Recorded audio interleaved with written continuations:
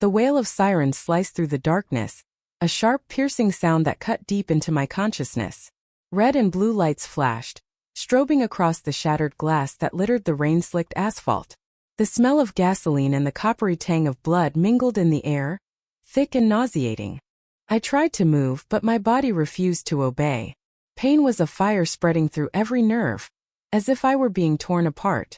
Patient has massive blood loss, pulse is thready. A voice yelled, sounding distant, as if from another world. We need to move her now. My eyelids were too heavy to open. The last thing I remembered was the blinding glare of a truck's headlights, and the faces of my children floating in my mind, their faces cold and empty. 1 week later. The bed in the private hospital room was empty. The white sheets were pulled taut, crisp and sterile. The heart monitor was gone. The force stand was gone. There was no trace of the person who had lain there, hovering between life and death. Leo and Sophia stood motionless in the center of the room. Afternoon sunlight streamed through the window, but it did nothing to warm the chilling atmosphere. The silence was heavy, suffocating, filled with questions no one dared to ask. What happened? Leo finally broke the silence, his voice tight with the frustration he was trying to suppress. He turned to the nurse who stood waiting by the door. My mother, the patient, Elena, where is she? Sophia bit her lip, her eyes scanning the empty room, her heart beginning to pound erratically. This wasn't what she had expected. Not after the doctor's call last night. The doctor had said her condition was critical, that she might not make it. But why was the bed empty?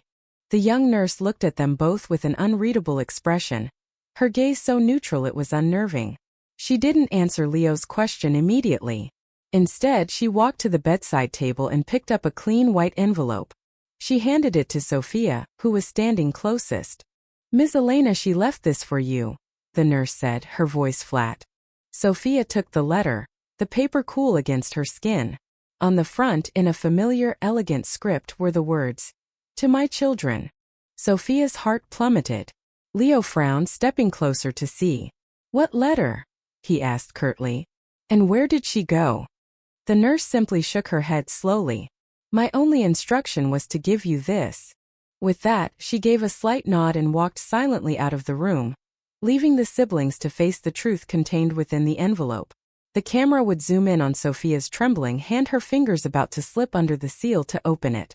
Everything blurs and we cut back to a memory. 3 days earlier. Morning light glinted off the vibrant ingredients laid out in the kitchen. The rich aroma of garlic, oregano, and simmering tomatoes filled the entire space of my restaurant. La Cucina di Elena. The rhythmic chop of vegetables came from one corner, the sizzle of a pan from another. This was my world. This was my life.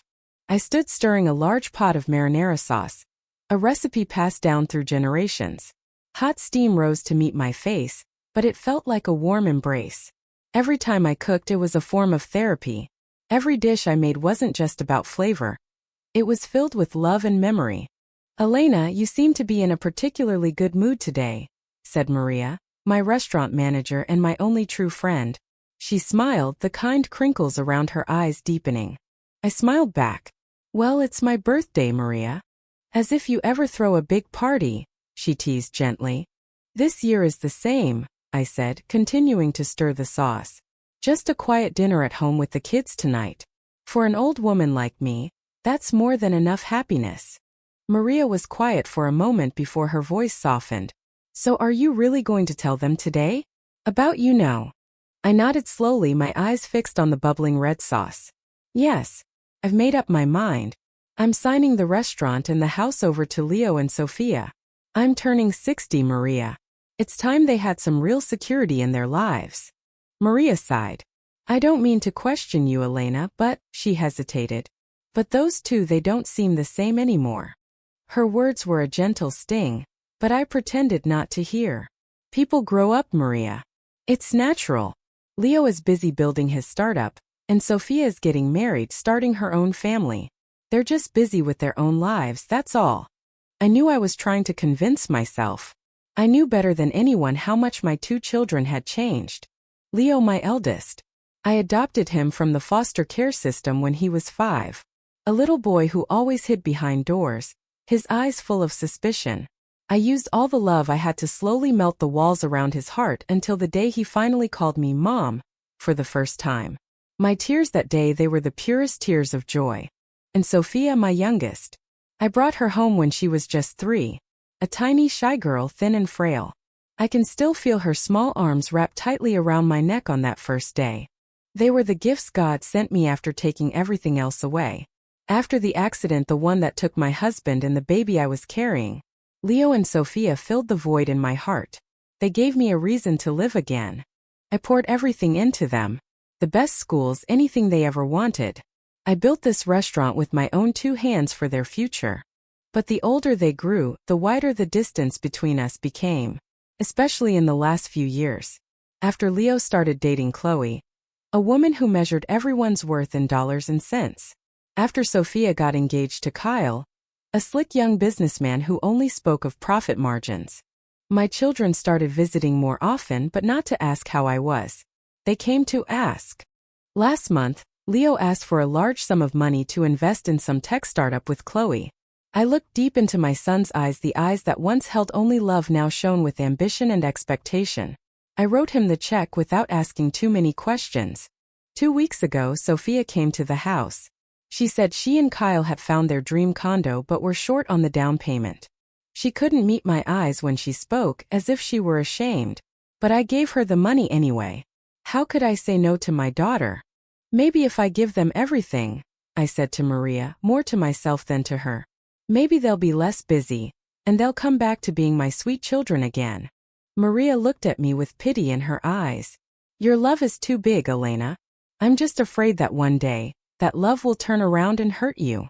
I laughed softly, trying to hide the worry in my own heart. Never, Maria. They're my children. No matter what, they have to love me. I had no idea that those words were about to be tested in the most painful way a mother's heart could ever endure. That evening, I filled the dining table with all their favorite foods. The lasagna Leo loved, baked to golden perfection. The shrimp scampi Sophia used to devour. The atmosphere in the large brownstone I planned to give them was warm and inviting. I sat and waited, my heart full of hope. Hope that tonight we could be a family again. The sound of a car pulling up front made me jump up to open the door. My face split in the widest smile. But Leo and Sophia weren't alone. They had brought Chloe and Kyle with them. My smile faltered slightly, but I still tried to welcome them warmly. Happy birthday, Mom, Sophia said, handing me a small gift box. Happy birthday, Mom, Leo echoed, but his eyes were already scanning the home's interior, assessing it. Chloe gave me a perfunctory hug, while Kyle just offered a slight nod. The awkwardness began before they even stepped inside. Wow, this is a beautiful house, Elena, Kyle began. If you put this on the market now, you'd get a great price. The real estate market is booming. My heart sank. I hadn't even mentioned giving them the house, and he was already thinking about selling it. I'm not planning on selling, Kyle, I replied, my voice flat. This house holds too many memories. Memories don't pay the bills, Chloe chimed in, her voice a little too sharp. Turning it into liquid assets and reinvesting it would be smarter than just letting it sit here. Leo nodded in agreement with his girlfriend. Chloe's right, Mom. In this economy, you have to know how to manage your assets. I felt a lump form in my throat. Was this the conversation for my birthday dinner? I tried to change the subject. Come, let's eat. I made all your favorites. I took Sophia's hand, hoping the mood at the table would be better. I was wrong. Throughout the meal, no one spoke of anything but money. Kyle talked about a new development project. Chloe bragged about a new designer bag Leo had just bought her. Leo spoke proudly of his plans to scale his business. And Sophia just sat quietly, serving her fiancé, not touching her own favorite dish. I tried to bring up old times. Remember, Leo? You used to love my lasagna so much as a kid. You'd always ask for seconds. Leo gave a dry laugh. That was when I was a kid, Mom. I have to watch my diet now. And you, Sophia? Remember when we went to the beach? You loved the water so much I had to drag you out.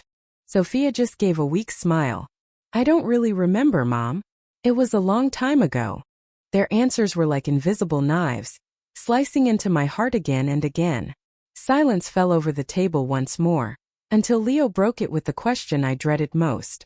"So Mom," he said, putting down his fork, "about the restaurant, when are you planning to retire? You've worked so hard. You deserve a rest." Kyle jumped in immediately. "He's right, Elena. La Cucina di Elena has a great reputation. With the right rebranding and a new marketing strategy, it could be even more profitable." So this was it. This was why they came today. Not to celebrate my birthday, but to claim their future. To see when I would finally become useless and hand everything over. Grief washed over me, but I forced a smile. I wouldn't cry in front of them. I wouldn't let them see how weak I was.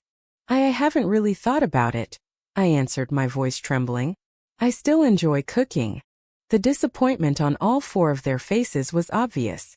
The rest of the meal was consumed in a cold, heavy silence, punctuated only by the clinking of silverware against plates. After the frigid meal ended, they were quick to leave, as if spending another minute in the house was torture. "We have to go, Mom. We have another meeting to get to," Leo said, not even looking at me. Chloe stood with her arm linked through his, a bored expression on her face. "I have to go too, Mom. Kyle has to meet up with some friends," my daughter said, a hint of guilt in her voice. But she still chose to follow her fiancé out the door. No one helped clear the dishes. No one asked if I would be okay on my own. The small birthday gift they brought sat on the table, looking pathetic compared to what they truly wanted from me. I stood and watched their cars disappear into the night, leaving me alone in the big, silent house. The food I had so lovingly prepared remained on the table, almost untouched. It was growing cold just like my heart. I sat back down at the table alone. The tears I had held back all evening finally began to fall, tracing paths down my cheeks. Why? How did it come to this? Where had the love I had nurtured for decades gone? Was money truly more valuable than the bond between a mother and her children? I picked up my phone, scrolling through old photos. A picture of me taking Leo to the zoo for the first time, his eyes wide with excitement. A picture of Sophia blowing out the candles on her 7th birthday cake. Her smile as bright as a spring flower. How happy we were then. The sweet memories made the present reality even more painful. I had foolishly believed our bond was unbreakable.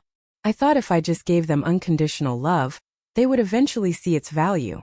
I was wrong. I decided that night that my plan to sign over the house and the restaurant had to be put on hold. Not because I was selfish, but because I knew that giving them everything now would be the same as destroying them with my own hands. They would sink deeper into greed, losing what was left of their humanity. And more importantly, I would never get my children back. I had to do something. I had to find a way to pull them back from the edge of this materialistic abyss. But I didn't know how. The house I once thought would be my final home now felt like it belonged to someone else. The warmth was gone. I got in my car and started driving towards the small apartment I kept in the city, the one I used when I worked late at the restaurant. I never thought it would become my refuge from my own family. The sky that night was pitch black without a single star. And then the rain began to fall. A light drizzle at first, then harder and harder, until it became a torrential downpour. The windshield wipers fought a losing battle against the sheets of water. A soft song played on the radio. A melancholy tune that mixed with the sound of the rain. The images from dinner replayed in my head. Leo's words, "When are you planning to retire?" Kyle's words, "You'd get a great price." Chloe's condescending gaze. And Sophia's weak smile, offering no defense. Tears streamed down my face again, mixing with confusion, disappointment, and exhaustion. I felt like I was driving through an endless, dark tunnel. I was so tired. Tired of always being the one to give. Tired of pretending to be strong when I was broken inside.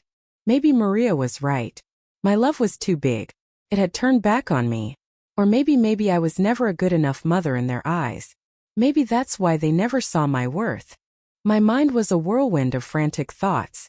I was lost in them until a blindingly bright light flooded the windshield. I snapped to attention, my eyes wide with shock.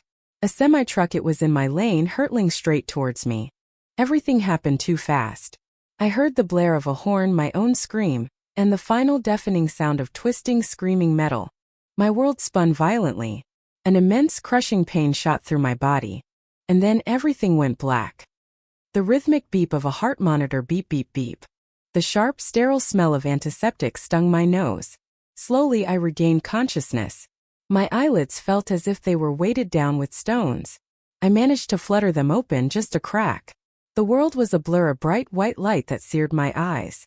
I was aware of a deep aching pain all over my body, especially in my head and legs. There was a tube in my nose and throat, making it hard to breathe. Where was I? What happened? She's waking up. A man's deep, calm voice spoke from beside my bed. I tried to turn my head, but could only manage a slight movement. Elena, can you hear me? If you can hear me, blink twice. I slowly, sluggishly did as he asked. Blink and blink again. Very good. You're safe now. You were in a car accident. You're at Chicago General Hospital. My name is Dr. Carter. I'm your attending physician. Dr. Carter's voice was kind and reassuring. It eased some of the fear in my heart. I wanted to speak, to ask questions, but the breathing tube made it impossible. I could only look at him, my eyes filled with a silent plea. He seemed to understand.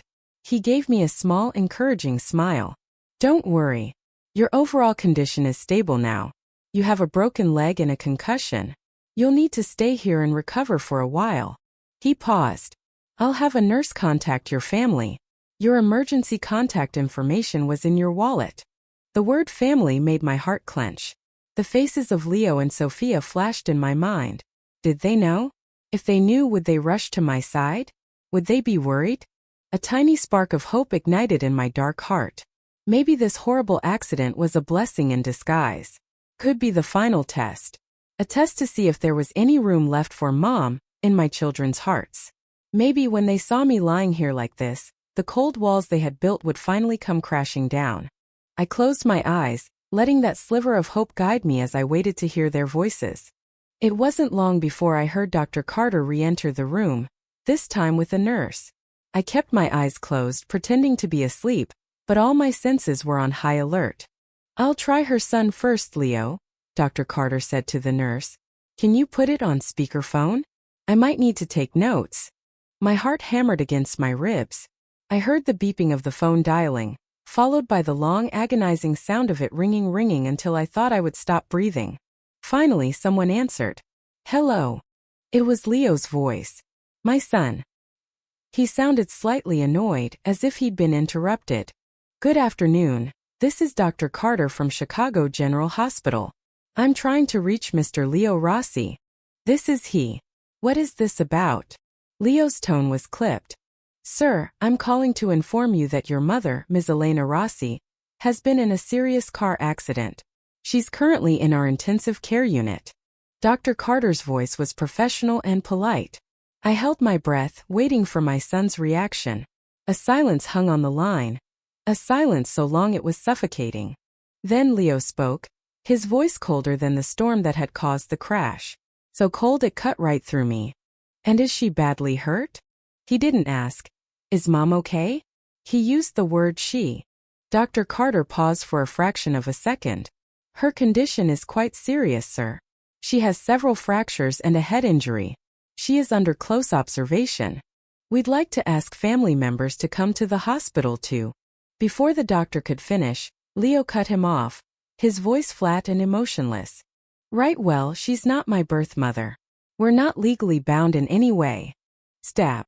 It felt like 1,000 invisible knives had just plunged into my chest. All the hope I had, it shattered into dust. Not my birth mother. Not legally bound. These were the words from the boy I had fed and clothed. The boy I had comforted when he cried. The boy I loved as if he were my own flesh and blood. I could hear Dr. Carter take a soft, incredulous breath. But you're listed as her emergency contact. Yeah, that must be from an old form, Leo replied dismissively. Anyway, thanks for the call. And then he hung up. Just like that. The room was silent, save for the steady beep of the monitor. But now its rhythm seemed to have slowed, just like my heart, which felt as if it was about to stop. I felt myself sinking into a bottomless darkness. The physical pain was nothing compared to this. Try the daughter, doctor, the nurse said, her voice a hushed whisper. Maybe she'll be different. Dr. Carter was quiet for a moment. All right. Let's try. The sound of dialing again, this time to Sophia. My daughter, who I thought at the very least would feel some connection to me. My sweet, gentle girl. Hello, this is Sophia. Her voice was bright and cheerful. She was probably with her fiancé, Happy. Miss Sophia Rossi? This is Dr. Carter from Chicago General. Dr. Carter repeated the whole story, just as he had with Leo. I lay there like a stone, not daring to hope anymore. But deep down, a tiny fragment of it remained.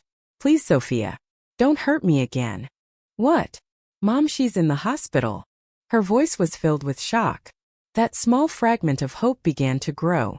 At least she still called me Mom. Yes. Her injuries are severe, and the medical costs will be substantial. The hospital requires a family member to come in, to be briefed and to sign consent forms. Silence on the line again. But this time I could hear faint whispers in the background. It was Kyle, her fiancé. Who's going to pay for that, Sophia? This is a big deal. We just put all our money into the condo down payment.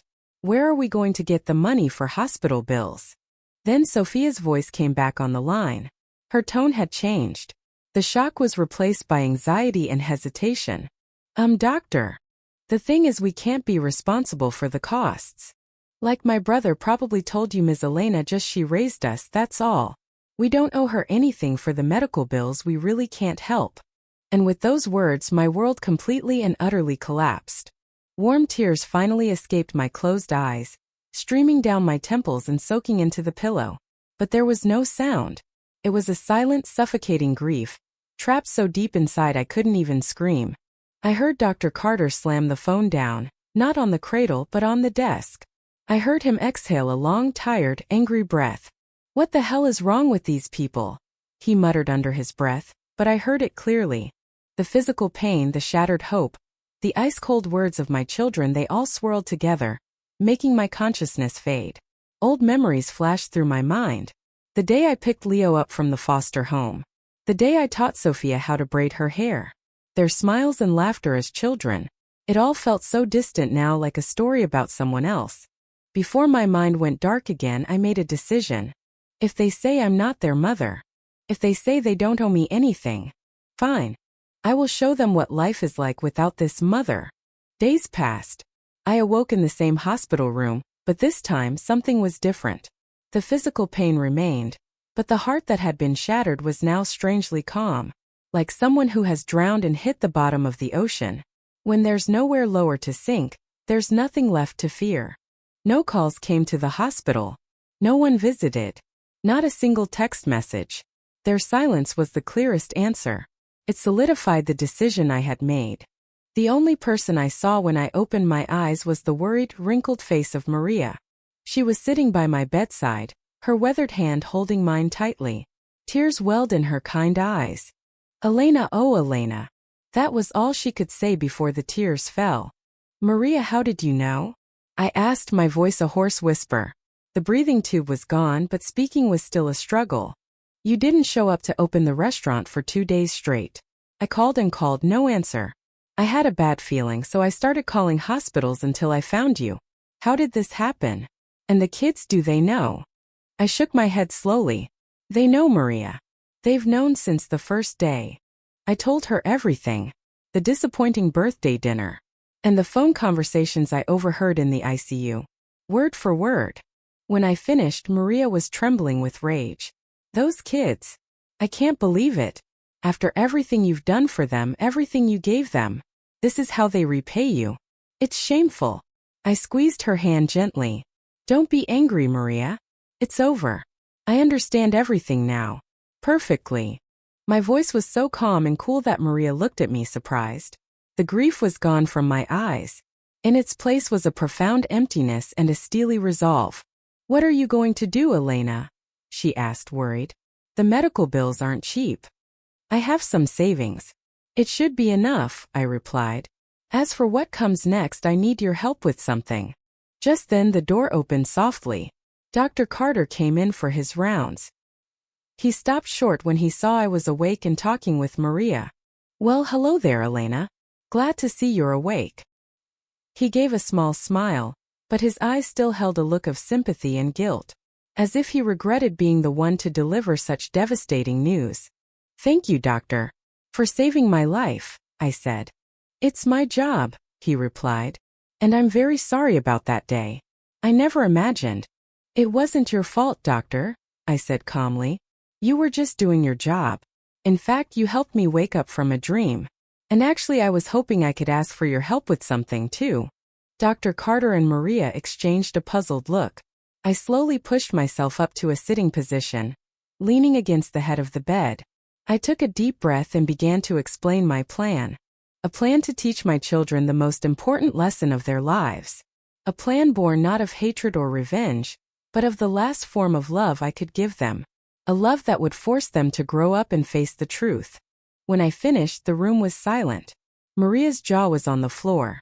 She looked at me as if I were a stranger. Dr. Carter's brow was furrowed, his expression full of hesitation. Elena, are you sure about this? He asked. This could be a breach of medical ethics. I'm not asking you to lie about life and death, I countered. I'm just asking you to help orchestrate a situation. Tell them my condition has worsened, and see what they do. And after that, Elena? Maria asked, her voice trembling. Where will you go? What will you do? I'm going to disappear, I said simply. I'm selling the house. I'm selling the restaurant. Everything I built for them. I'll take a portion of the money and donate it to the children's foundation they came from. The rest I'll use it to start a new life. Somewhere no one knows me. But that's your whole life, Elena. Maria protested. You built it all with your own hands. Yes. I built it for my children, I said, gazing out the window. But I have no children now. Those things have no meaning for me anymore. Keeping them will only be a constant reminder of my failure. Dr. Carter was silent for a long time, pacing the room deep in thought. He had seen the pain in my eyes from day one. He had heard the cold, heartless words of my children with his own ears. As a doctor, he should stick to protocol. But as a human being, he felt that what I was about to do might just be the right thing. All right, he said finally. I'll help you. But on one condition.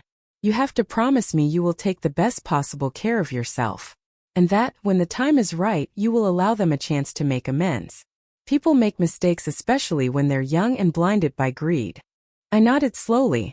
Thank you, doctor. Thank you so much. From that day, my plan was set in motion.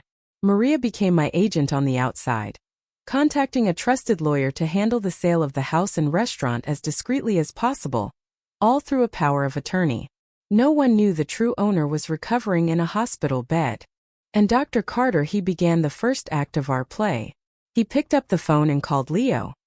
In the temporary office space Leo had rented, he was in a meeting with Chloe and a couple of potential investors, painting a grand picture of his new venture. His phone vibrated on the table. He glanced at the unknown number, about to dismiss it. Who is it, Leo? Chloe asked. I don't know, weird number, he said, annoyed.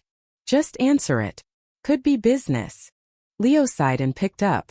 Hello. Mr. Rossi, this is Dr. Carter from Chicago General. I called you previously about Ms. Elena Rossi. Leo's brow furrowed. He got up and walked to a corner of the room to talk. What is it now? I thought we were clear.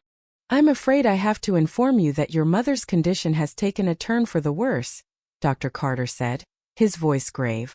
The latest brain scan shows increased internal bleeding. She is deteriorating rapidly. Leo was silent. Not out of concern, but out of calculation. If she really died, what about her assets? The will? She had always said she would leave him everything, but nothing had been signed. So what needs to be done? He asked, trying to inject a note of worry into his voice. It would be best if family could come and see her, the doctor replied. Just in case of an emergency. Right, of course, Leo said. I'll be there as soon as I can. Thank you, doctor. He hung up and walked back to the table, his face grim. What's wrong, Leo? Chloe asked. My mother, she's not doing well, he said curtly. Chloe's eyes widened, but not with shock or sorrow.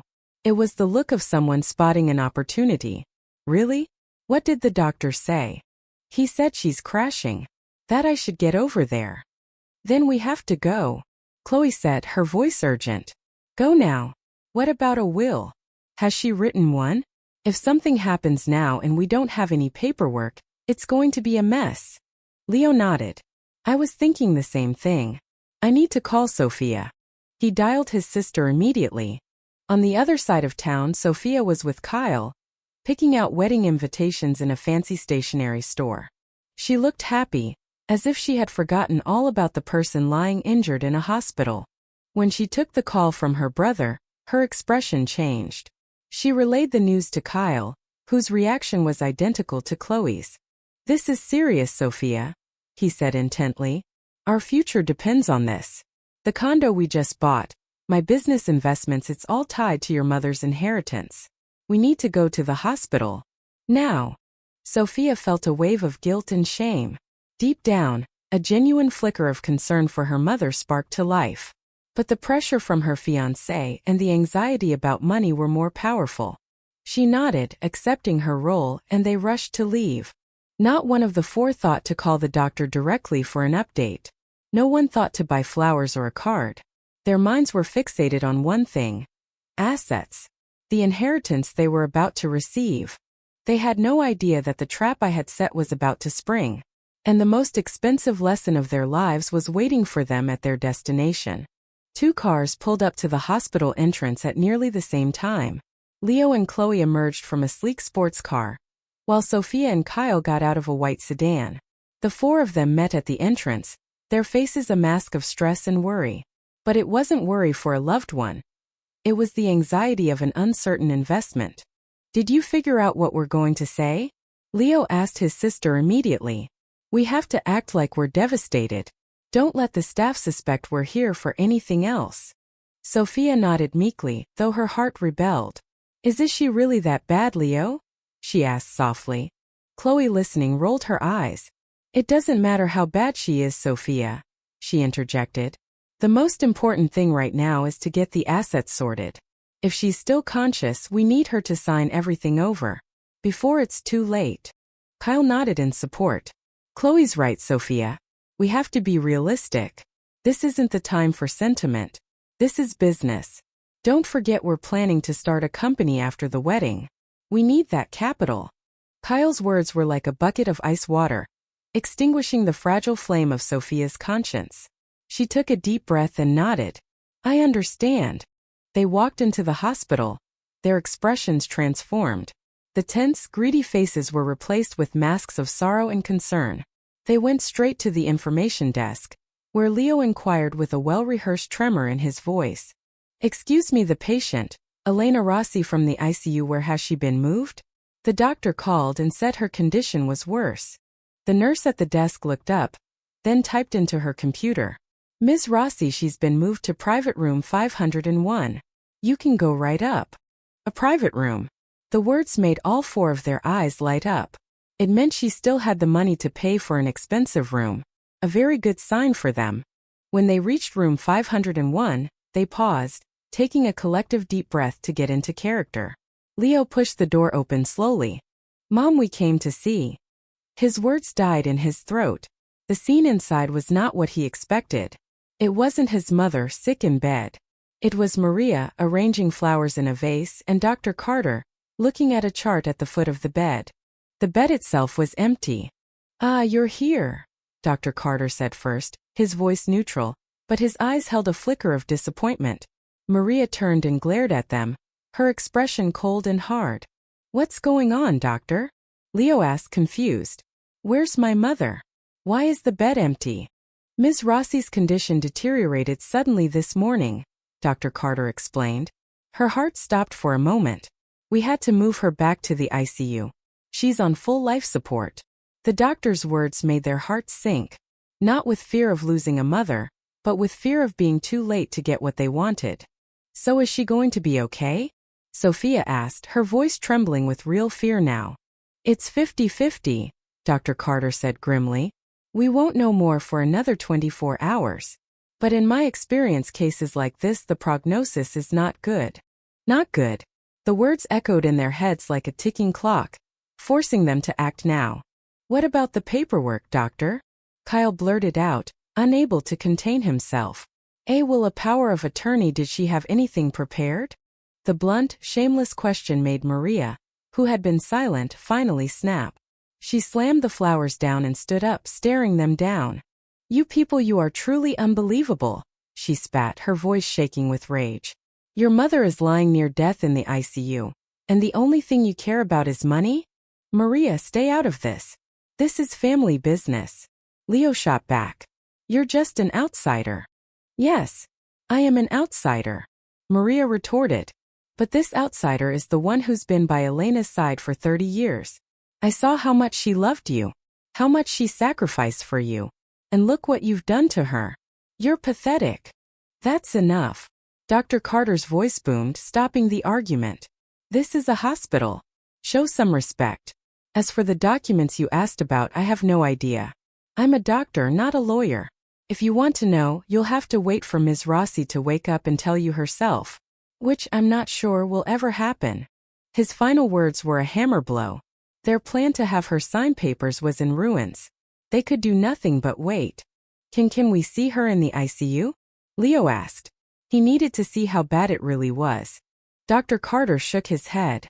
No. The patient has a severe infection. No visitors are allowed to prevent complications. You should all go home. I'll call if there are any changes. His refusal was a door slammed in their faces.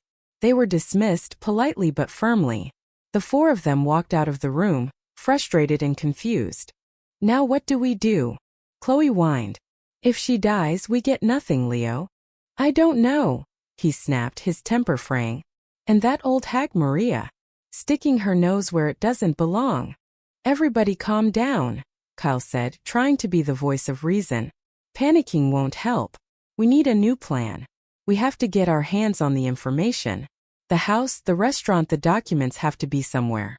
We need to find them. Before someone else does. Kyle's words sparked a new dark hope. Yes, the documents. The deed to the house. Bank statements. They had to be in the brownstone. The house, who has a key? Leo asked. I do, Sophia answered quietly. Mom gave me a spare when she gave me the money for the condo. A cunning smile spread across Leo's face. Perfect. Tonight we're going to that house. We're going to find our inheritance. They had no idea that their entire conversation was being recorded by a tiny listening device Dr. Carter had planted under the table, and that I, lying in a different room, supposedly in a coma, heard their cold-blooded plan with perfect clarity. My tears were gone now. They had all dried up. All that was left was pity and disgust.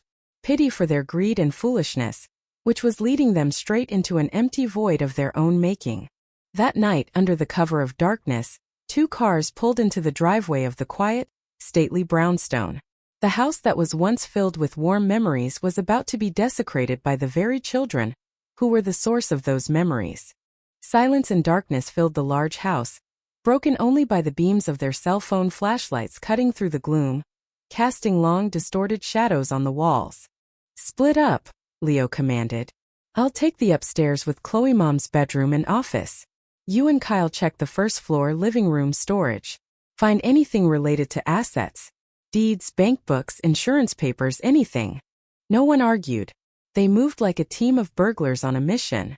Sophia followed Kyle into the living room, her heart pounding with a deep, gnawing guilt.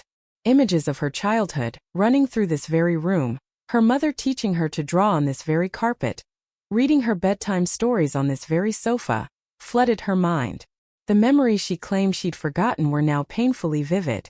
Sophia, stop daydreaming and help me look. Kyle's voice snapped her out of her trance.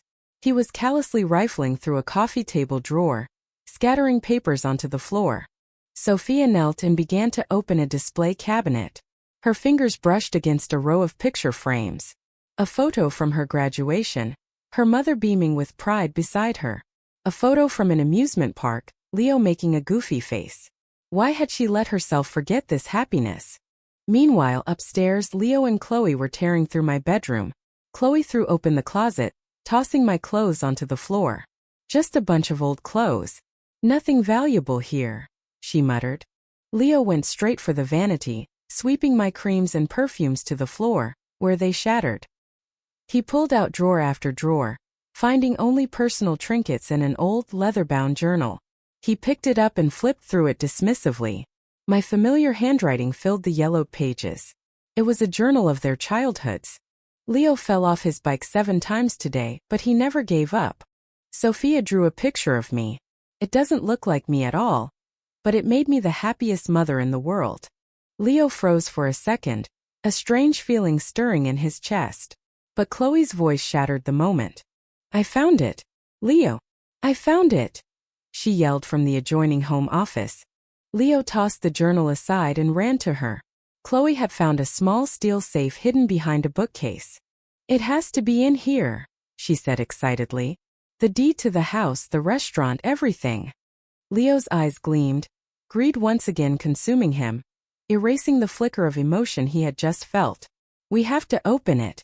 Kyle, Sophia, get up here. Soon, all 4 of them were gathered around the safe. Does anyone know the combination? Kyle asked. Everyone shook their heads. Then we break it open, Leo declared. He retrieved a crowbar from a tool closet and began to pry and hammer at the safe. The clang of metal against metal echoed through the silent house. Sweat poured down his face as he put all his strength into it. Finally, after nearly half an hour, the safe door burst open. They all leaned in, their eyes wide with anticipation. And then the triumphant smiles faded from their faces, replaced by confusion and bitter disappointment.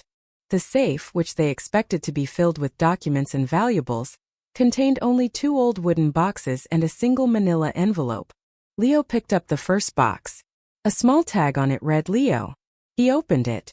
Inside was a small toy car he had lost when he was 6, his first baby tooth in a tiny glass vial, and a crayon drawing of a family of 3 labeled Dad, Mom, and Me.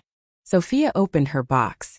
Inside was her favorite teddy bear, worn and tattered, the first hair clip her mother had ever bought her, and a Mother's Day card she had written in shaky, childish handwriting. I love you more than the whole world, Mommy. Memories. The very things they said couldn't be eaten, now presented to them as tangible objects. Worthless in terms of money but priceless in meaning. What is this junk? Chloe muttered, disgusted. Where are the deeds? Kyle snatched the manila envelope and tore it open, expecting to find what he was looking for.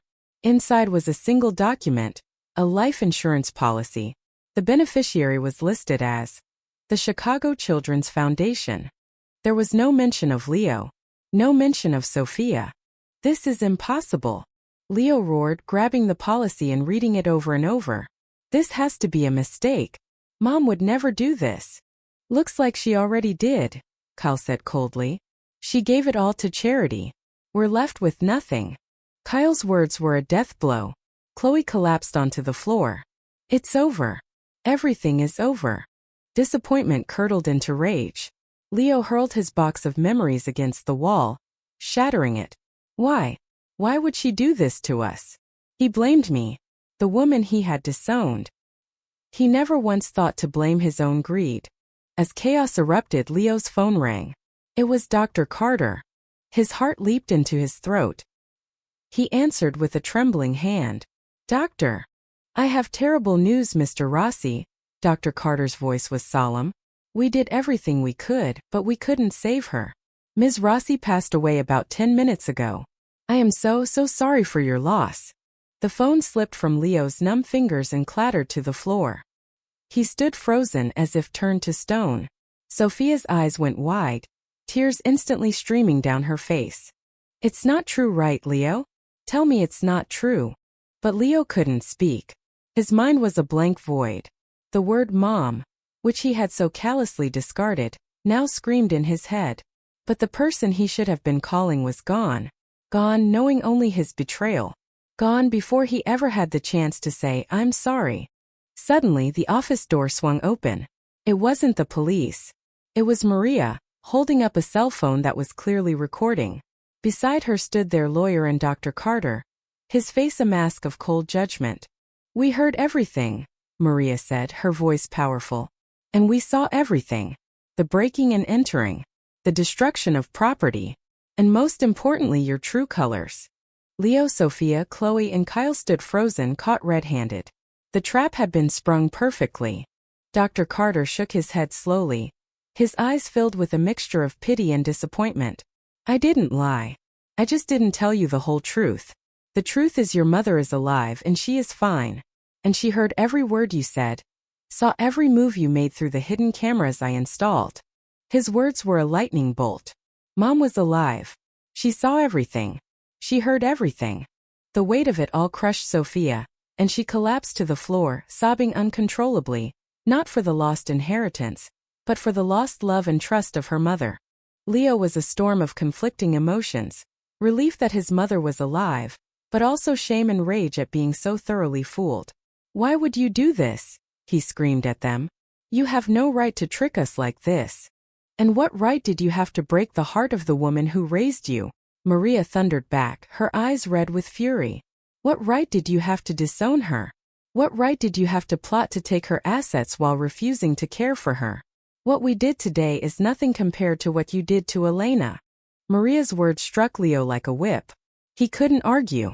He could only stand there, fists clenched, staring at the floor in defeat. As for Chloe and Kyle, seeing that the inheritance was gone for good, their true natures emerged. "I had nothing to do with this," Chloe shrieked, pointing at Leo. "He dragged me into it. It was all his idea."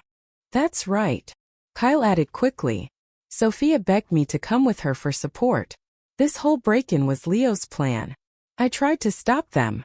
The disgusting betrayal made Sophia look up at her fiancé. Her tears now mixed with revulsion. "Kyle, how could you?" Leo just stared at the woman he thought he loved as if seeing her for the first time. "Enough," the lawyer said, his voice commanding authority. He opened his briefcase, laying a small audio recorder and a stack of documents on the desk. "We have evidence of everything. The video of the break-in, the audio of you planning it, and most importantly, the recordings of you renouncing all responsibility for Ms. Rossi to the hospital. Legally, that is parental abandonment. As for you too," he said, turning to Chloe and Kyle, "you are clearly guilty of conspiracy, breaking and entering, and attempted theft." As he spoke, 2 police officers stepped into the room. Chloe and Kyle's faces went pale. The lawyer turned back to Leo and Sophia. "Ms. Rossi does not wish to press charges against you. She just wanted you to learn. She left one final thing for you at the hospital." A week after that terrible night, Leo and Sophia stood before the private hospital room once more. Chloe and Kyle had vanished from their lives. They had nothing. No money, no home, no one. Only each other, and the crushing weight of their guilt. They entered the room, and the scene was exactly as it had been in the beginning. An empty bed, the sheets pulled taut. Reality and the fabricated story had finally merged. The same nurse approached them. She said nothing, simply handed them the same white envelope. "To my children."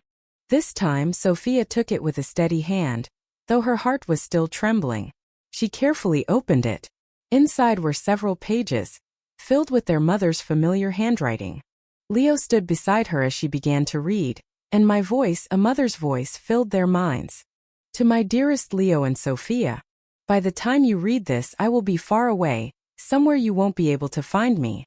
I'm not gone from this world, but I have gone to a place where my heart can finally be at peace. First, I want you to know that I was never angry with you. Not for a second. What I felt was a deep sadness. Sad that my love was perhaps too much or given in the wrong way, that it made you value money more than anything else. I know you want to know why I did all this. Let me tell you a story I've never told anyone." The letter went on to tell them about the accident that had taken my husband and my unborn child, the emptiness, the pain, and the day I walked into a foster home and found a scared 5-year-old boy and a shy 3-year-old girl. Enclosed you will find 2 cashier's checks. It is the last of the money I have. It is not much, but it should be enough for you to start new lives, truly on your own 2 feet. Use it wisely. Learn to stand on your own. Finally, please do not try to find me. Let me live the rest of my life in peace. Just knowing that you have learned your lesson and have grown into better people will be all the happiness I need. With all my love. From the mom who wasn't your birth mother." The letter ended. Sophia was sobbing, clutching the letter and checks to her chest. Leo stood silently, tears streaming down his face for the first time in years. Shame, regret, and loss washed over him. He bent down and wrapped his arms around his sister. The 2 siblings, driven apart by greed, were finally reunited in the wreckage of the lives they had built. They had nothing, but in that emptiness, They had found the most important thing: their mother's love and the value of family they had only just begun to understand. Months later, the scene shifts to the Chicago Children's Foundation, the place where it all began. Leo, dressed in a simple t-shirt and jeans, is fixing a broken fence, sweat on his brow. The look of ambition and frustration is gone, replaced by a quiet determination. Nearby, Sophia is sitting under a large tree, reading a story to a group of small children. Her smile is genuine, born not from expensive gifts, but from the love she is giving to children who were once just like her. They had used the money their mother left them to rent a small apartment together, and they dedicated all their free time to volunteering at the place they came from. They didn't expect their mother to return, or even to be forgiven. They did it because it was the only way to heal the wounds in their own souls. One day, the foundation's director called them into her office. "I'm so glad to see the changes in you both," she said warmly. "Your mother, Elena, she was a truly good woman. Not only did she make a very generous donation, but she left this for you, with strict instructions that I was only to give it to you if you came back here on your own." The director handed them a brown cardboard box. Leo took it with trembling hands. He and Sophia exchanged a look and slowly opened it. Inside were two beautifully hand-knitted scarves. One was a deep navy blue, the other a soft cream. They were the scarves they had seen their mother knitting quietly last winter, never paying attention, never asking who they were for. Beneath the scarves was a small handwritten note. "For the coming winter, take care of yourselves. I am so proud of you both." Tears fell from their eyes again, but this time, they were tears of hope and overwhelming love. Their mother was still watching over them from somewhere. She still loved them. The final scene. A small house overlooking the rugged, beautiful Oregon coast. "I, Elena, am watering the flowers in my vibrant garden. My face is peaceful, truly happy." A letter from Maria sits on the table, a photograph tucked inside. It's a picture she secretly took at the foundation, of Leo and Sophia laughing among the children. I look at the photo and a serene smile spreads across my face. A single tear rolls down my cheek. Not a tear of sadness but of relief. The tear of a mother who has seen her children finally find their way. I set the picture down and look out at the vast blue ocean. I have let everything go. My children have truly grown up. And that is the most precious inheritance they could have ever given back to me.